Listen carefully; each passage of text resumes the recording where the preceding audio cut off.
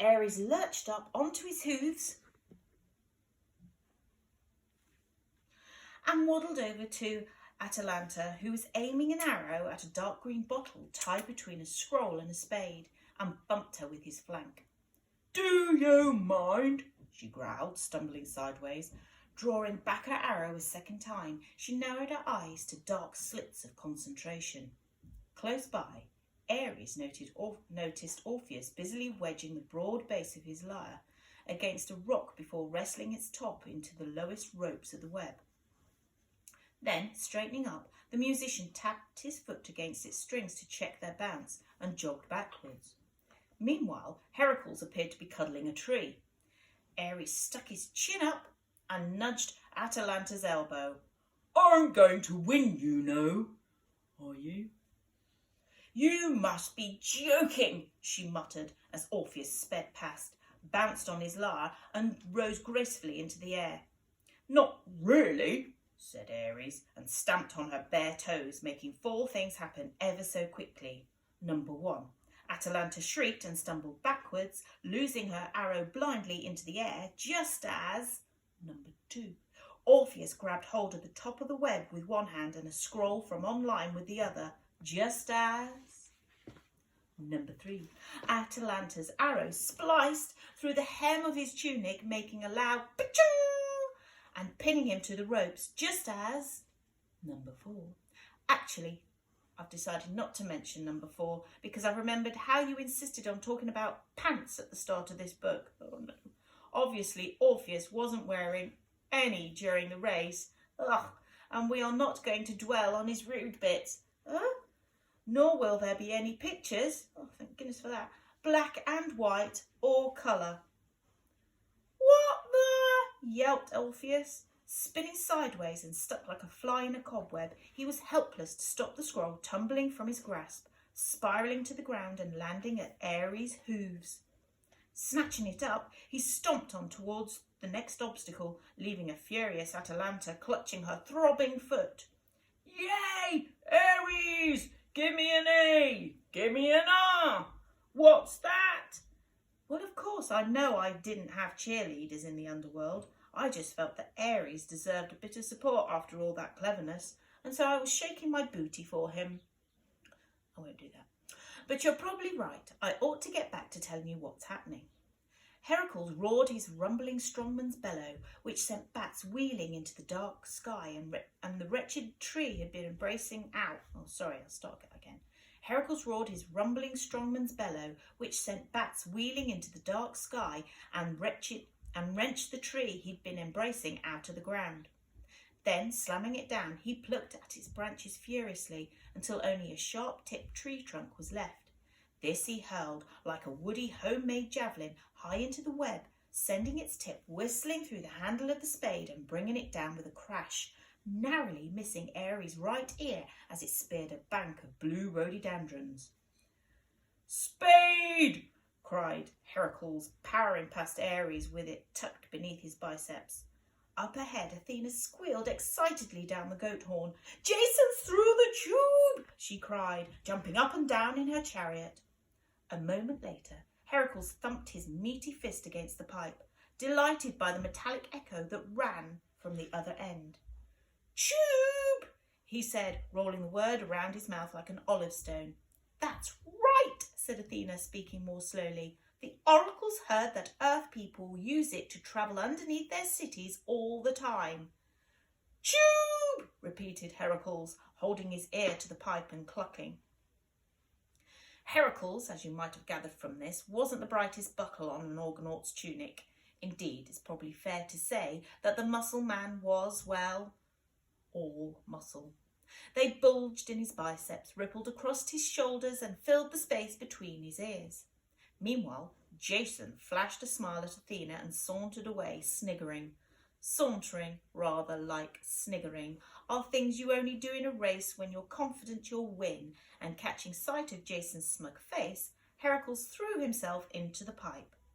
Clangs and thwacks rang out as he thundered through, his spade hammering against the inside so that by the time he emerged from the other end, the pipe was pocketed with dents and bumps, whilst his spade hung wrapped around his neck like a paperclip. Aries wheezed to a stop at the other end of the pipe and gingerly poked his head inside. Aries, are you gingerly poking your head inside? He's asleep. Oh. Oi, Aries, are you gingerly poking your head inside? Oh no, squeaked an unfamiliar voice. Startled Aries peered deeper into the gloom. Is somebody there?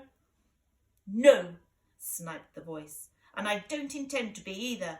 You surely can't be thinking of carrying me, the all-knowing scroll of Attica, down that grubby thing.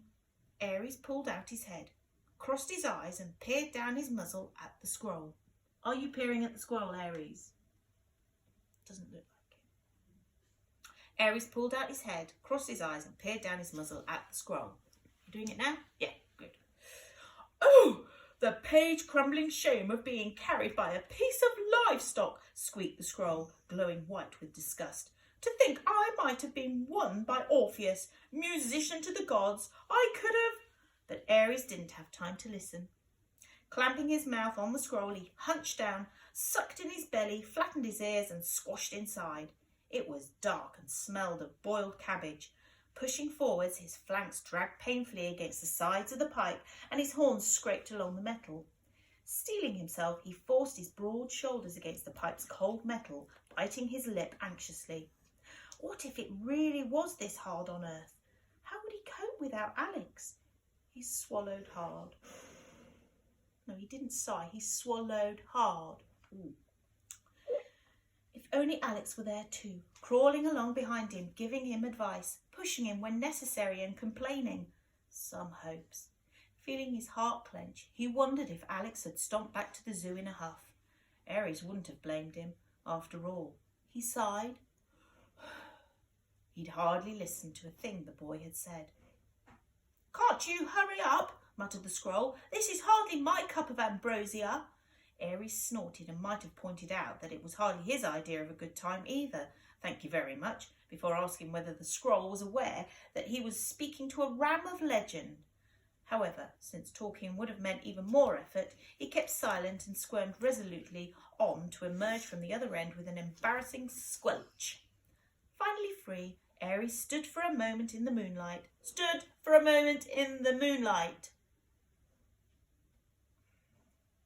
Then, hearing an odd moan sound coming from the oak tree up ahead, he pricked up his ears and clomped over. Looking up into its canopy, he saw Theseus hanging, dazed, looped over a low bough. Having problems? Said Aries. Theseus slid off the branch onto the ground.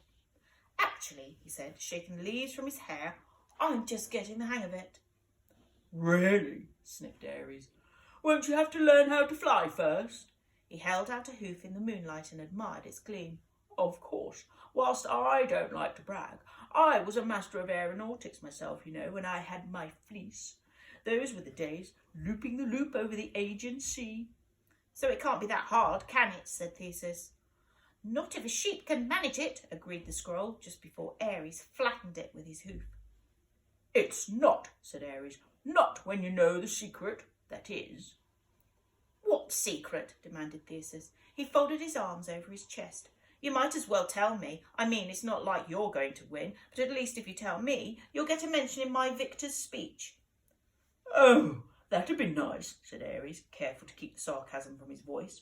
All right then. The secret is to point your toes in opposite directions. Opposite directions, said Theseus suspiciously. Aries nodded. Works like a charm. There was a muffled mutter from the scroll, but scrolls pinned beneath hooves don't make a lot of noise, or indeed sense. All right then, said Theseus, and clicking his heels rose into the air again, wobbling like a trainee tightrope walker. Taking a deep breath, he splayed his feet into a letter V, whereupon each foot shot out in opposite directions and forced him into the splits before flipping him over backwards. Aries! he squealed as he rolled back and back towards the start, turning like a baby's push-along toy. "You'll pay for—" But the rest of his words were lost on the night air as he whirled away through the trees. There was a distant and painful-sounding crash. Probably lots of rude words too, but luckily Aries couldn't hear them. "That was a dirty trick," said the scroll snootily. "Hardly," replied Aries. "That was tactics." As the scroll scrumpled in disagreement, Aries turned to look down the course towards the next obstacle. It appeared to consist of a series of banners tied between trees, stretched one in front of the other across the grass. Close by them, Athena was leaning out of her parked chariot explaining what they were to the crowd, but she was too far away for Aries to hear. "What are they?" he asked, starting to gallop again. "Pictures," replied the scroll bumpily as Aries thumped into his stride.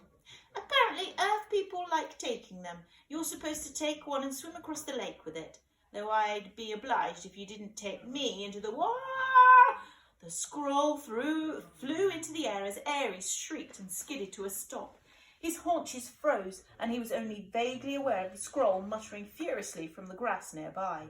But he couldn't listen or answer, because Medea, the sorceress, was standing right near front of him. Oh, I'm sorry. The very idea of her looming out of the twilight like that has made my typing go to pot. Just give me a moment to compose myself, would you? See you for the next chapter.